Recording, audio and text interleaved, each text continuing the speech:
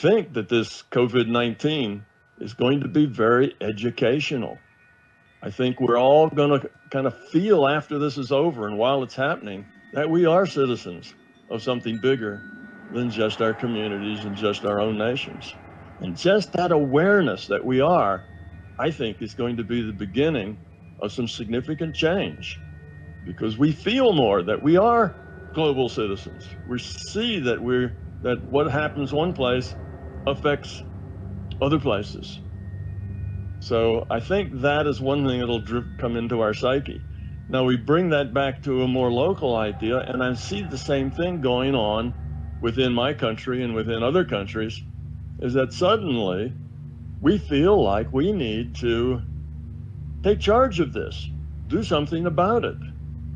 We've had these flus go around before. We've had them kill millions of people before.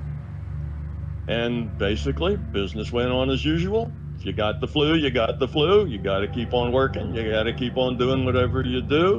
And if you didn't, you didn't, and life moves on, and it just wasn't a big deal to us. Why? Because we are still at that point of our evolution of our consciousness that we're too self-centered to really care a whole lot. If it doesn't affect us directly, then it isn't that important. So that's what we've been doing. Last time the flu went around, it wasn't that long ago that a flu went around that also killed millions of people. It always does, mostly the old and the young, this time mostly the old. But we've never really reacted like this before. Okay, this is a little more virulent. It's a little higher mortality, but it's not like orders of magnitude greater. It's just a little more this way. Okay, but this time we're looking at it and saying, whoa, we have to cooperate. See, cooperate, what's that mean? Other-centered. We have to cooperate with each other. We have to cooperate internationally. We have to take steps to, keep the old people from getting this disease. We need to keep steps to keep everybody, as safe as possible. And we're seeing action taken all over the place. The schools were closing. The kids that were at their last year just graduated anyway, even though they missed the last, month of school. Big organizations that have big meetings and lots of people getting close together are taking responsibility for moving that to a digital format. We're learning that you can stay home and work and be just as productive as you can by dragging your body into work and breathing each other's air. Okay? Now, we knew these things were around. Telecommuting's been around a long time, but companies have been very, very stingy at allowing it. Why have they been so stingy? Again, it's back to that fundamental ethic of self-centeredness. Control. You want to control those people. You want to see those people working. You don't want those people to go off and chit-chat with their friends or something. You want to make sure their bums are on the seat and that they have a pencil in their hand and they're doing what they're supposed to be doing, or at least look like they're doing what they're supposed to be doing. So there's a lack of trust.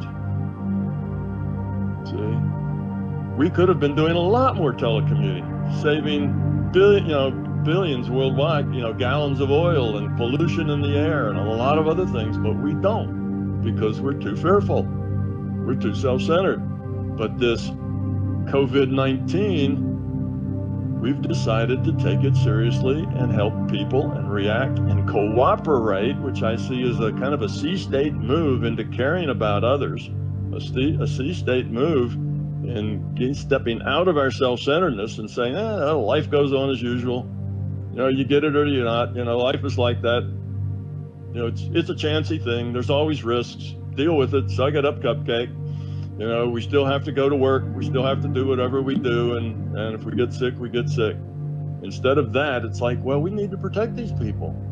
These people in nursing homes. The very first thing that really was dramatic here in the States was a nursing home in Seattle where a lot of people died all at one time because somebody passed it to a nursing home. And I think there were like 50 people in that nursing home that caught it and died within a couple of weeks. So this is different. We're cooperating. Grocery stores are delivering that never delivered before. They could have always delivered to people. Would have always been a big benefit to people, but now they're doing it. Restaurants are taking out and also delivering food to people.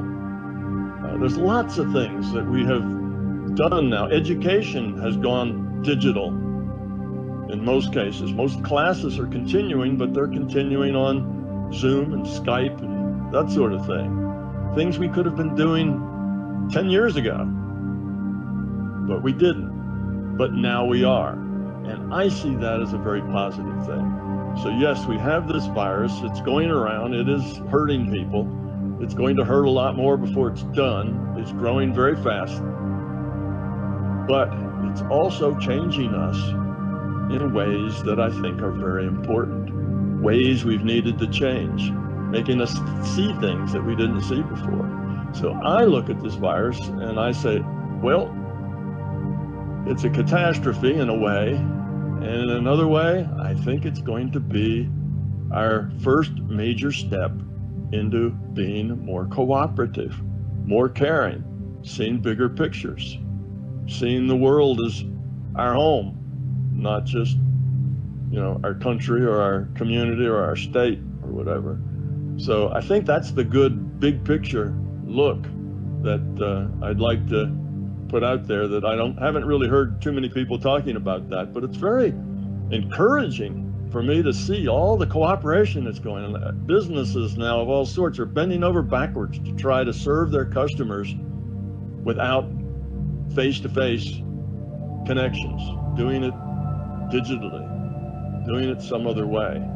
Things that we could have done the last virus that came through, we could have done that too.